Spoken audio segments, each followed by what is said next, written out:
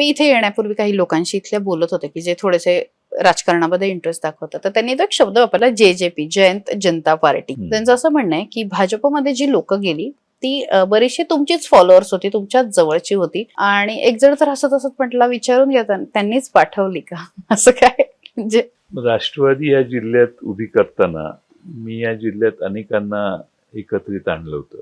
प्रत्येक तालुक्यात जी नेते होते ते एकत्रित आणले. बराच काळ या जिल्ह्यात राष्ट्रवादीचं वर्चस्व जिल्हा परिषदेवर, जिल्हा मध्यवर्ती बँकेवर होतं. मी आणि आराराबा आम्ही दोघांनी मिळून या जिल्ह्यातलं गणित एवढं व्यवस्थित सांभाळलेलं होतं. 14 साली मोदी पंतप्रधान झाले आणि मग त्यानंतर येणाऱ्या विधानसभेत आता आपण आमदार होऊ शकतो, नाही तर आमच्यावर राहिल्यावर आघाडी त्यांना तिकीटच मिळणार नाही, अशी सिच्युएशन बघितल्यावर काही लोकांनी आमचा पक्ष सोडून भाजपमध्ये प्रवेश केला. त्याच्या आधी ते माझ्या बरोबरच होते, माझे सहकारीच होते. त्यामुळे ते तिकडे गेल्यामुळं थोडंसं तुम्ही म्हणताय त्या गोष्टी बोलल्या गेल्या त्या काळात. आता त्यातले काही लोक अजित पवारांच्याकडे गेले. होय होय.